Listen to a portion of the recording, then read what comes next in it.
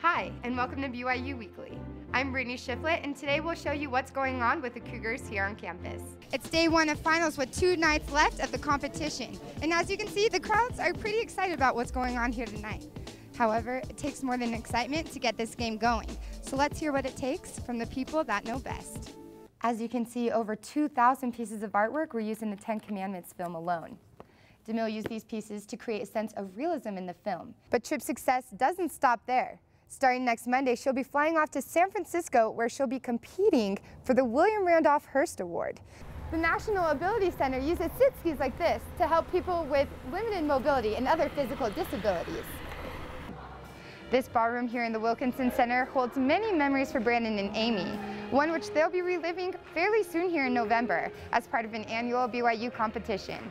Rio fought hard all the way to the finals round today, with his dad standing by his side all along the way. And even though he didn't take the gold on this one, his dad says he's still just as proud. Brittany Shiflett, Archery World Cup. Local point fans rounded up tonight to see the boys rock out and get their cowboy on. So much so that they needed to bring in extra seats for this show. Well, that's it for this edition of BYU Weekly. You can watch this episode and any of your favorite stories online at byuweekly.byu.edu. And remember, we'll be back next week with more. Thanks for watching.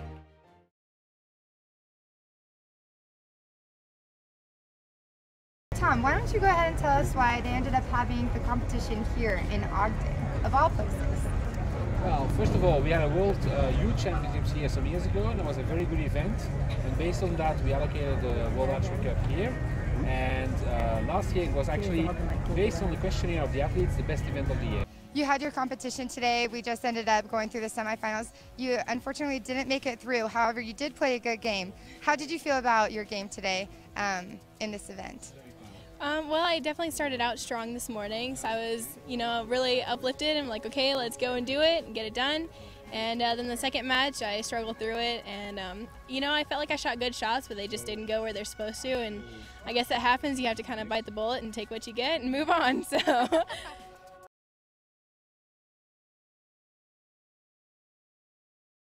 11 News reporter Brittany Shiflett went to the Windsor Park Apartments. Brittany, what did those students find there? Well, they went back hoping to find a few things inside their rooms and dining areas, but they couldn't believe what they saw once they got there. It's just insulation. It looks gross, but it's insulation. Soaked insulation, burst piping, and flooded floors. That's all part of the damage done at the Windsor Park Apartments.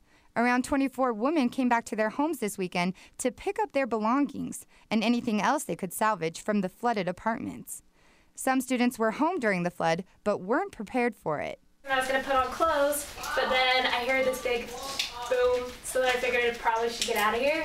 Fallen ceilings and soggy carpets are all too familiar to the women who saw the same scene play out just 1 year ago. Rems is the property manager, and their spokesperson says that the culprit to blame for both occasions is water that snuck into the dry sprinkler system, causing it to freeze and burst. The association spent nearly $6,000 or $7,000 fixing what they thought the problem was, and believed that it had been addressed, and we're now working through the reasons why it would happen again. Sears says their goal is to have the apartment fixed in 3 to 5 weeks. Until then, the students are looking for places to live and ways to try and salvage their irreplaceable items. Sears says Rems is trying to help the displaced students find somewhere to live.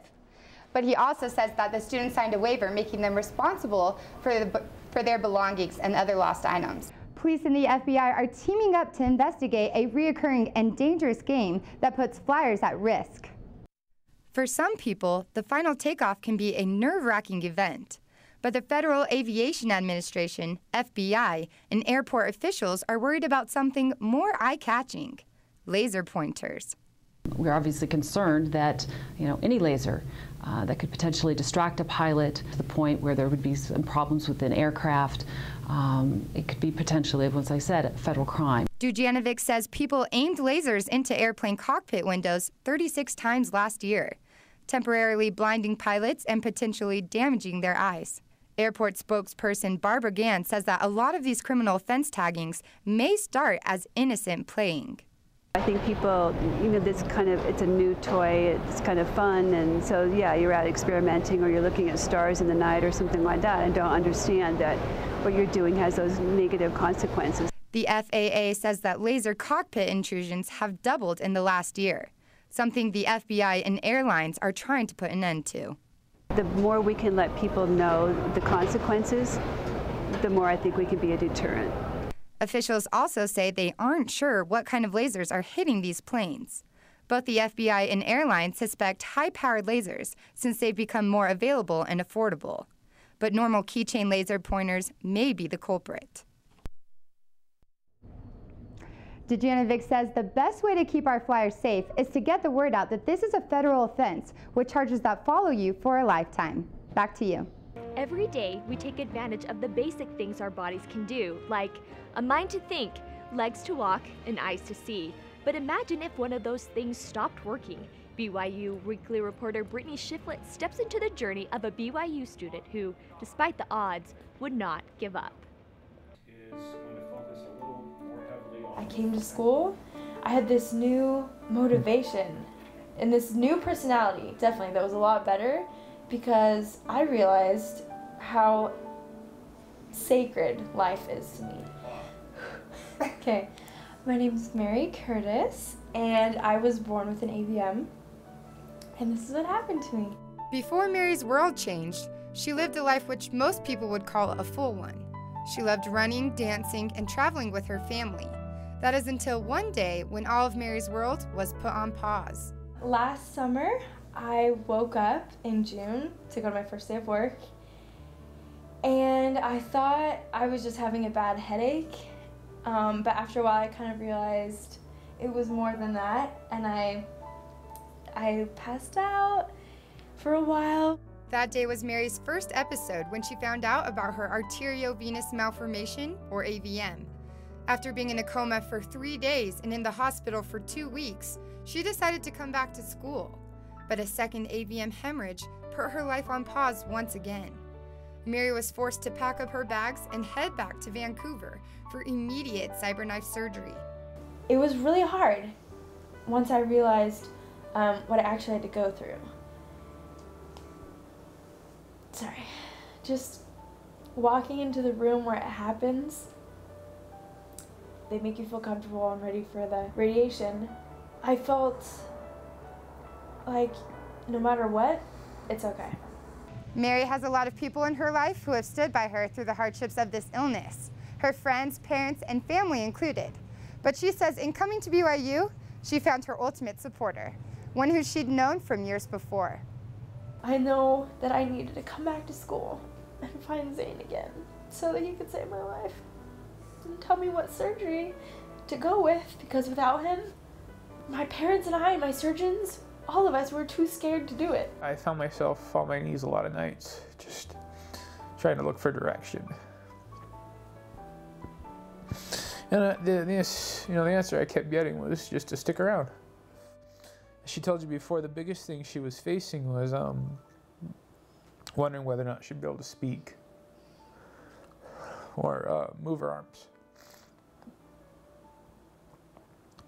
So the 6 hours she was in surgery were really difficult for her. It's just because, that was kind of the point where we let go and just decided, okay, it's in your hands now. And we went and found her, and she looked up at us. And she just kept lifting her arms. She just kept saying, "We did it. We did."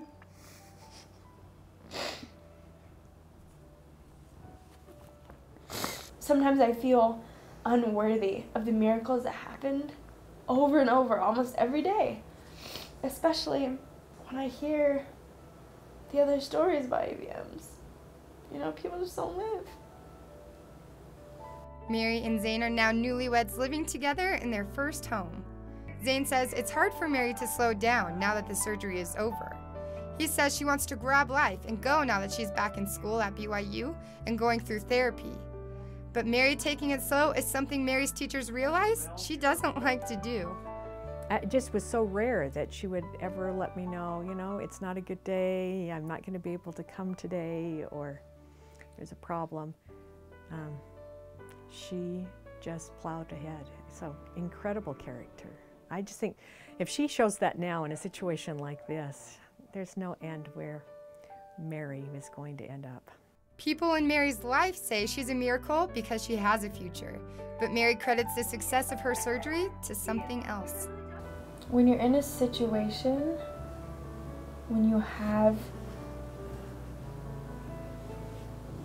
nothing else besides faith, rely on that like you never have. Brittany Shiflett, BYU Weekly.